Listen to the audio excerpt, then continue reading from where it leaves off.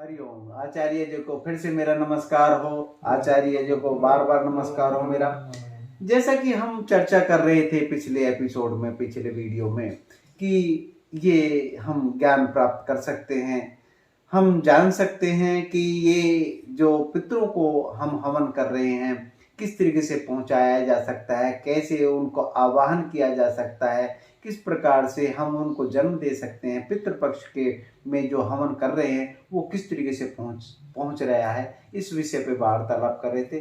तो उस वार्तालाप को जारी रखते हुए मैं ये जानना चाहूँगा कि ये हवन जो हम करते हैं, हवि जो देते हैं, आहुति देते हैं, ये किस प्रकार से देवताओं को पहुंचती है, ये हमारे शास्त्रों में कहाँ कहाँ उल्लेख हैं, इसके बारे में थोड़ा सा प्रकाश डालें। नमो नमः। पिछले वीडियो में हम लोग जहाँ तक पहुँचे थे उसी को विषयांतर ना हो वहीं से आगे बढ़े हैं। तो हम कह रहे थे कि पूर्व में सभी देवता ब्रह्मा जी के पास गए और जो देवताओं को हवि प्राप्त नहीं हो रही तो उसका समाधान के लिए गए। तो वहाँ पर ब्रह्मा जी ने उनको कहा कि जो अग्नि नारायण है वो पूर्ण नहीं है, तो उनकी पूर्णता के लिए उनका विवाह किया जाए। अच्छा, अग्नि भी अपूर्ण थी? अपूर्ण थी। देखिए, आप देखिए, जैसे पुरुष है जी, वो प्रकृति के बिना अधूरा है जी। हाँ, पुरुष, और जब तक प्रकृति नहीं होती उसको किसी शिव शक्ति है, वैसे पुरुष प्रकृति।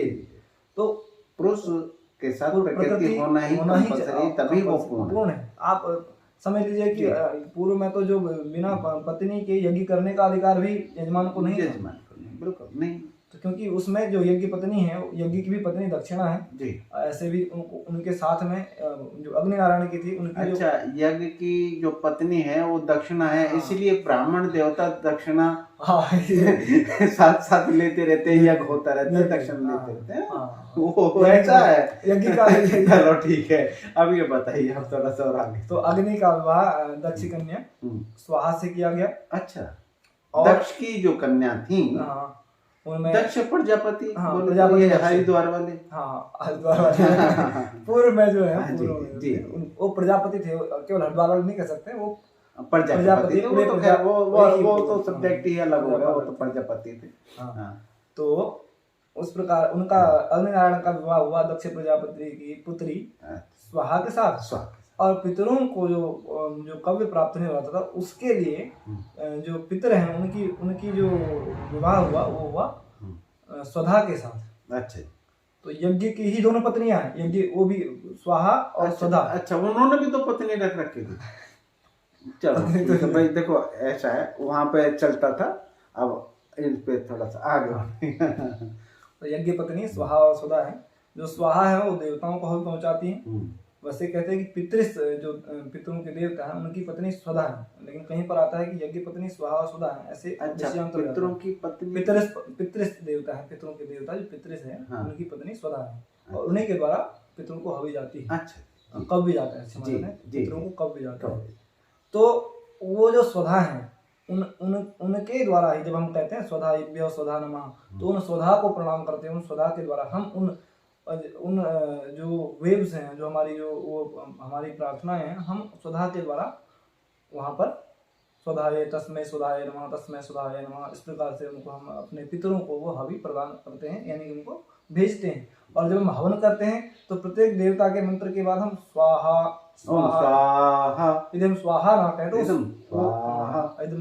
इदम अग्नि इदम नमः इत्यादि हम, ये इदम बोले तो मतलब इनको यह जो इदम मतलब ये जो हम हवि ले रहे हैं अग्नि के लिए, मेरे लिए नहीं, ये उसी के लिए, उनके लिए, मेरे लिए नहीं। इस प्रकार इदम अग्नि, यह अग्नि के लिए, ना मामा ना मेरे लिए, मेरे लिए नहीं, मतलब अग्नि मेरे लिए, निष्काम रूप से आपको समर्पित है, ऐसा यहाँ पर आता है।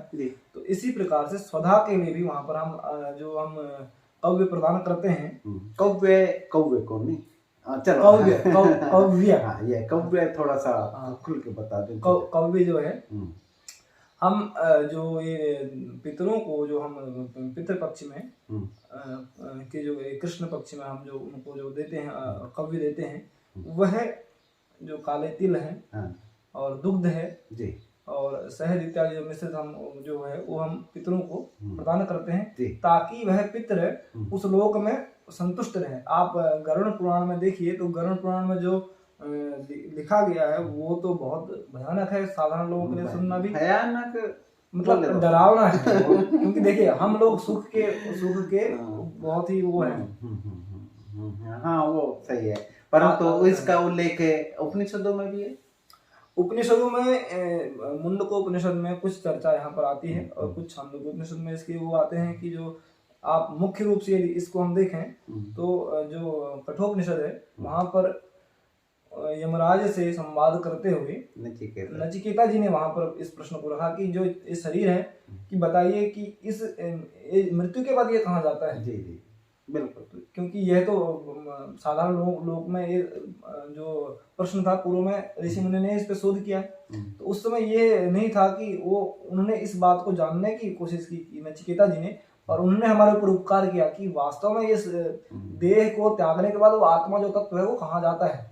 तो वहां पर भी इसका वो वर्णन करते हैं कि अन्य अन्य लोकों में जो इसका जो गमन होता है, जो कहाँ कहाँ ये आत्मा भ्रमण करती है, तो उन लोकों में हमारा ऐसा मानना है। कई बार वर्तमान में भी आप देख सकते हैं, कई बार हम कई लोग ऐसे हैं जो कहते हैं कि उनका पुनर्जन्म हुआ है, जो प्रत्यक्ष हमारे सामने आते हैं। प्रत्यक्ष भी है, प्रत्यक्ष मेरे भी देखने में आया है, आता है मेरे भी देखने में। बहुत अच्छा बच्चा था वो, और वो उसके परिवार में कोई इंग्लिश नहीं बोलता था, परंतु वो फर्राटे से इंग्लिश बोलता था। उसकी मदर के साथ आते थे, अपनी दादी के साथ, दादा के साथ आते थे।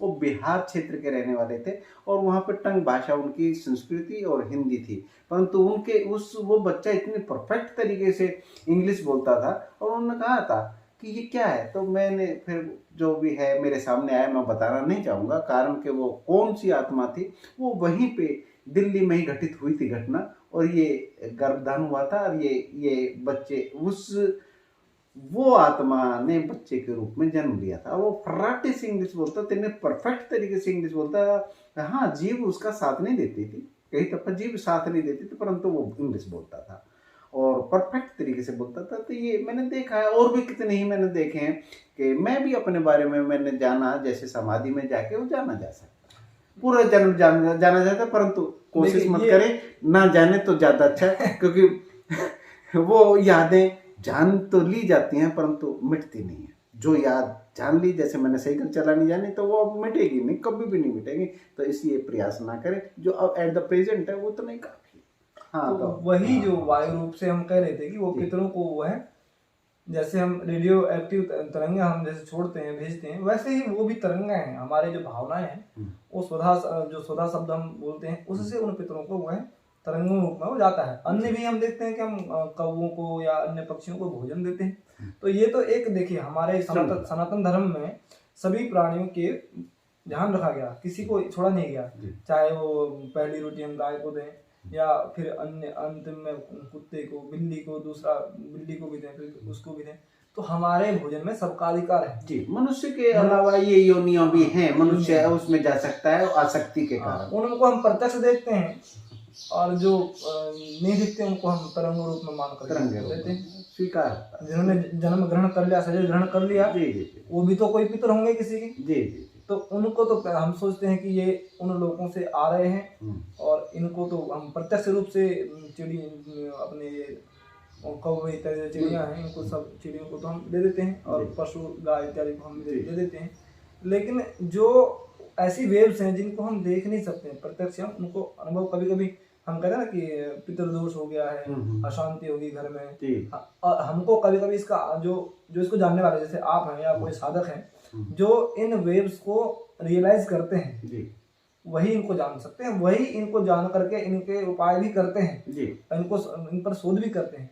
लेकिन जो लोग दिन भर तो उपद्रव में जब भोगों के प्रति आसक्ति होती है, वो उस वेव्स को मैं प्रत्यक्ष में मैंने देखा है। मैं कितनी वेव्स भेजता हूँ किसी को, तो जो भोगों में आसक्त होते हैं, बहुत ज्यादा आसक्त अनुरक्त होते हैं, वो उस वेव्स को स्वीकार करने के पश्चात भी उसको ग्राह्य नहीं हो पाती। आप रिसीवर देखें ना, आप मैं आपको आइडिया ऐसे मतलब आप जैसे आपका आइडिया का सिम है तो आप आइडिया के ही तो सिग्नल आप रिसीव कर सकते हैं, बीएसएनएल के सिम वो रिसीव करके आप कहाँ उन तरंगों को भेजेंगे, यानी कि उनके जो रिसीवर है वो अलग अलग सिम वो अलग अलग वो सिम है भोगों के प्रति आसक्त होने के कारण वो स्त्रियां किसी स्त्री के प्रति आसक्ति, धन के प्रति आसक्ति या किसी वो संपत्ति के प्रति आसक्ति होने के कारण वो जो रिसीव हैं वे वेव्स नहीं पकड़ पाते। ये स्वाभाविक है, परंतु वेव्स हमारे पितरों को भेजी जाती हैं और वो पकड़ लेते हैं, वो क्योंकि वो रिसीवर बन चुके हैं। हम उसको भेज सकते हैं। मैं उन पितरों को साक्षात भी देख सकता हूँ और मैं देखता हूँ। हाँ, मैं देख सकता हूँ। मुझे महसूस होता है वो मैं दिल्ली में रहते हुए भी एक दुकानदारी करते हुए भी मैं उनको रिसीव करने लग गया था। मेरे साथ घटना शुरू हो चुकी। आप किसी भी स्थिति में कर सकते हैं। बिल्कुल, मैं एक 14 साल की अवस्था में उनको अज्ञानतावश मैं रिसीव शुरू कर दिया था और मुझे नहीं मालूम था कि ये रिसीवर हो गया शुरू, अनजाने में हुआ था। पर वो रिसीवर शुरू हुआ तो आजीवन मेरे साथ ही है। वो रिसीवर वो खुल जाता है, वो नेत्र खुल जाता है। तो चर्चा जारी रखते हुए मैं थोड़ा सा ये जानना चाहूँगा कि ये जो हवन होता है, हवन के द्वारा जो सूक्ष्म रूप प्रकट हो जाता है, जैसे कि हवन में कुछ भी आहुति डाली है, ये भी क्या हमारे पितरों को पहुँचती है? आप इसको इस प्रकार से देखिए, हमारे वेदों में सर्वत्र देवराज इंद्र की स्तुति की गई है जी।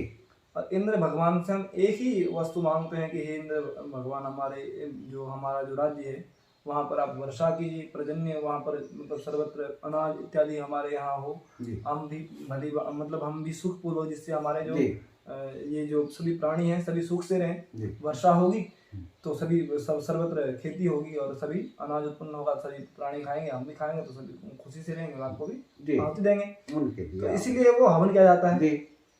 तो वह देवराज इंद्र को इस प्रार्थना से कि वर्षा हो, हमारे यहाँ वर्षा हो, इस कामना से यज्ञ किया जाता है। अन्य अन्य कामना से भी यज्ञ किया जाता है। तो वह यज्ञ से जो उद्देश्य है वह है वर्षा का। और वर्तमान समय में आप इसको यदि देखें तो वर्तमान समय में कई सारी ये वैज्ञानिक रिपोर्ट्स हैं कि जिस क्षेत्र में आपके हवन होते हैं इत्यादि होते हैं वहां पर वर्षा के लिए वर्षा होती है। और ये मैं नहीं कह रहा हूँ, ये अभी वर्तमान में वैज्ञानिकों ने भी कृत्रिम रूप से वर्षा कराते हैं, सिस्टम चालू कर दिया है। वर्षा सूक्ष्म रूप देखा जाए तो सऊदी अरब में आप इसको सर्च कीजिए यूट्यूब पे, जहाँ पे आप सर्च कर सकते हैं सऊदी अरब में किस प्रकार से बादलों को बुलाया जाता है मशीनों द्वारा, किस प्रकार से वहाँ पर वो केमिकल्स छोड़े जाते हैं और उन केमिकल्स के द्वारा वहाँ पर वर्षा कराई जाती है। तो हमारे हवन में वो केमिकल्स होते हैं ना, आप जैसे आप प्लास्टिक जलाते हैं तो उसमें जो कार्बन डाइऑक्साइड इत्यादि जो विषैली गैसें निकलती हैं उनको तो आप झुठला नहीं सकते हैं। जैसे आप अंगीठी जलाएंगे तो कार्बन मोनोऑक्साइड निकलेगी, अंगीठी से कार्बन मोनोऑक्साइड निकलेगी, वह विषैली गैस है। तो जब यदि हम विषैली गैस हमको प्रत्यक्ष दिख रहा है, क्या जा सकता है, व्यक्ति कोई मर रहा है हम देख सकते हैं, तो उन शुद्ध वायु जो यज्ञ से निकलने वाली जो शुद्ध वायु है वह भी कुछ रिएक्शन करती है वहां पर वातावरण में, और वो वहां पर जाकर के कुछ तो हमको प्रत्यक्ष जो वर्षा होती है तो दिखती है, और कुछ जो सूक्ष्म तरंगें हैं क्योंकि ऊपर तो निर्वात है, वहां पर वो वायु भी गमन नहीं कर सकते ऊपर अंतरिक्ष में, तो वहां पर वायु का भी प्रवेश नहीं है क्योंकि वहां सब सूक्ष्म है। ये तो स्थूल लोक में यहाँ पर तो वहां पर जो है वो सूक्ष्म वेव्स ही पहुंचती है, अन्य कुछ नहीं पहुंचता है। क्योंकि जो अंतरिक्ष है वहां पर जो है वे कुछ जैसे जो हमारे सैटेलाइट्स वगैरह वो कहाँ पर है, सब अंतरिक्ष में, लेकिन वहाँ निर्वात है। निर्वात अर्थात जहाँ वायु भी नहीं जा सकती। आप समझिए कि वहाँ पर केवल वेव्स ही जा सकते हैं, तरंग नहीं जा सकते हैं। निर्वात मतलब वात अर्थात वायु रहित, वात यानी कि वायु रहित। आप और मैं दोनों संवाद कर रहे हैं तो मेरे जो शब्द हैं वो आप में नहीं पहुंचेंगे, वायु पहुंचा रही है, वायु की वजह से पहुंच रहे हैं। अगर वायु नहीं होगी तो फिर कैसे पहुंच पाएंगे, तो वो सूक्ष्म तरंग ही वो पहुंचेंगे। तो इस प्रकार से ये सर्वत्र आप इसको ले सकते हैं वैज्ञानिक दृष्टि से भी, और आध्यात्मिक दृष्टि से भी वह जो एरिया है वो पॉल्यूशन फ्री हो जाता है और सर्वत्र बढ़िया हमको एक अच्छा एक ऊर्जा का महसूस होती है। हाँ, इसको ऐसे भी देख सकते हैं, हवन का आप प्रयोग कर सकते हैं। मैंने पिछली उसमें कहा था कि मैं विधि बताऊंगा। आप मिर्ची खाते हैं, आपको स्वाद लगे, पर उसको थोड़ा सा गैस के ऊपर रख दें तो सभी को स्वाद लगेगा। प्रमाणित है। इस प्रकार हमारे उसको वृद्ध दूर- अरण्य उपनिषद में भी, तैत्तिरीय उपनिषद में भी इसके 5 हवन बताए गए हैं जो पितरों को पहुंचे जाते हैं और पितृ पुत्र के रूप में प्रकट हो जाता है। वो उसका अगले एपिसोड में जिक्र करेंगे। अभी चर्चा जारी रखते हैं, थोड़ा सा समय है। तो भगवान हम बताएं कि ये जो हवन की जो आहुति है ये तो पहुंचती है पितरों के द्वारा, तो पितृ किस प्रकार से प्रकोप में आ जाते हैं, उनको निवारण किस प्रकार से किया जा सकता है, उनको महसूस किया जा सकता है। पितृ जो कहते हैं ना, पितृ नाराज हैं। मैंने देखा है, मेरे पास फोन आते हैं, बहुत बहुत ज्यादा मैसेज आते हैं कि हाँ गुरुजी हम ऐसे दुखी हैं, और मैं देखता हूँ प्रत्यक्ष रूप में भी वो दुखी रहते हैं। तो क्या उसका समाधान किस तरीके से किया जा सकते हैं, वो थोड़ा सा विस्तार से अगले एपिसोड में बता दें, पर उसका थोड़ा सा हाँ, जी जी। इसको आप इस प्रकार से देख सकते हैं, जैसे हमने जिस पिता को जिसके यहाँ जन्म लिया, जन्म से ही हम उसका हमारे ऊपर पूर्ण अधिकार हो गया। इस शरीर पर उनका पूर्ण अधिकार हो गया। इसमें और उनकी जो भी संपत्ति है, भौतिक जगत में जो संपत्ति मकान मालिक है भाई, हाँ, किराएदार हम हैं। उनकी भौतिक जगत में जो हमारे पिता की संपत्ति है उस पर पुत्र का अधिकार हो गया स्वतः रूप से, क्योंकि वह उसका पुत्र हो गया। तो वह स्वतः उसकी जितनी प्रॉपर्टी, चाहे उसकी एक छोटी सी झोपड़ी है, चाहे वो खरबों का मालिक है, कर्ज भी उसने कुछ बेटा ही चुकाएगा। अब वही तो देखिए ना, अब पिता ने जो कर्म किए उन कर्मों को वो तो करके चले गए। उनके कर्मों में जो उन्होंने प्रॉपर्टी वगैरह जो इकट्ठा की, किसी को मार काट के जैसे भी करके इकट्ठा की, या किसी पुण्य कर्म से इकट्ठा की, या किसी कहीं बड़े दान पुण्य करके इकट्ठा की, बिजनेस से इकट्ठा की, तो वह कि उसको भोगने वाला कौन रहा? उसका जो पुत्र है, जो उसके आने वाली पीढ़ी है वह है। तो उस पिता के द्वारा वो जो इकट्ठे के जो कर्म, जो शुभ कर्म है, उनके फल को यदि हम भोग रहे हैं, उनके बढ़िया बढ़िया आलीशान बंगलों में रह रहे हैं, या उनकी जो संपत्ति जमीन इत्यादि जो उन्होंने अपना पसीना बहा करके कमाया, इकट्ठा किया, कहीं से इधर उधर से किया, तो यदि वह उस चीज को हम भोगेंगे, तो उन पिता के द्वारा किए गए अन्य जो कर्म है, यदि कहीं से कर्जा लिया तो वो कर्जा चुकाने कौन जाएगा? स्वतः रूप में हम जाएंगे। वह कर्ज पिता ने किसी से कर्जा लिया तो हमें चुकाना पड़ेगा ना। तो वही उसी प्रकार से यदि उनके द्वारा कुछ ऐसे कर्म भी किए गए हैं, उनके द्वारा किए गए शुभ कर्मों का फल यदि हम भोग रहे हैं, तो उनके द्वारा किए गए कुछ अशुभ कर्म जो उनको वो हैं, वो भी तो आपको सताने, वो आपको भोगने पड़ेंगे। तो ये पितृ पक्ष जो पितृ नाराज है, तो वो उन पितरों को देखिए, हमारा पितरों के प्रति फर्ज है, यदि वो उन पितरों ने हमारे लिए इतना सब कुछ किया है, यदि हमारे पिता ने हमको इतना सक्षम बनाया है कि हम आज अपने पैरों पे खड़े हैं, और हमको पाला पोसा और इतना सारा हमको साम्राज्य या जो भी हमको दिया, और हमको शिक्षा दी, सर्वत्र हमारे साथ दिया, ज्ञान दिया, तो क्या हमारा कर्तव्य नहीं कि उनके प्रति हम 2 दिन श्रद्धा से उनके प्रति उनका ध्यान भी ना कर सकें? पूरे साल भर तो हम अपने ही, कभी हम होली दिवाली मनाते रहते हैं, इत्यादि करते रहते हैं, अपनी मस्ती तो हम पूरे साल भर करते हैं। तो हमारा भी तो कर्तव्य है, जैसे मैं यदि किसी से कोई ऋण लेता हूँ या कुछ भी करता हूँ, तो कृतज्ञता तो व्यक्त करनी चाहिए ना। तो यानी कि श्राद्ध जो है श्रद्धा से जुड़ा हुआ है, ये श्रद्धा पूर्वक कृतज्ञता प्रकट करने का एक माध्यम है, और पूरे साल में ये एक बार आता है, ये कर लेना चाहिए, और अपनी श्रद्धा से जुड़े रहना चाहिए, क्योंकि श्रद्धा आपकी रीढ़ की हड्डी के तरीके से सूक्ष्म रूप से आपके अंदर विराजमान है। और कुछ और क्वेश्चन बच गए हैं, अगले एपिसोड में, अगली वीडियो में फिर से आचार्य से मिलते हैं। और आपके कुछ क्वेश्चन हो तो नीचे जरूर कमेंट्स बॉक्स में डालें, और भाई आचार्य से पूछें, और जो बन सकेगा बताएंगे, क्योंकि पितरों के द्वारा ही हवन करने के बाद, आहुति देने के बाद ही हम संतान को प्राप्त कर सकते हैं। और अगर बिना हवन किए भी, बिना आवाहन किए भी अगर संतान प्राप्त की जाती है, तो आते हैं भाई आसपास के घूमने वाले वो जो आत्माएं हैं, वे तो आए, अब हमारे सामने आ ही रही हैं। अब ज्यादातर भूत प्रेत ही आ रहे हैं, प्रेत दिखाई नहीं देते, पर देखो आपको देखना तो मैं जरूर दिखा दूंगा। तो आज के लिए इजाजत चाहते हैं आचार्य जी से। हरिओम, नमस्कार सभी से, आप लोगों से भी हरिओम, नमस्कार, हरिओम, ओम शांति।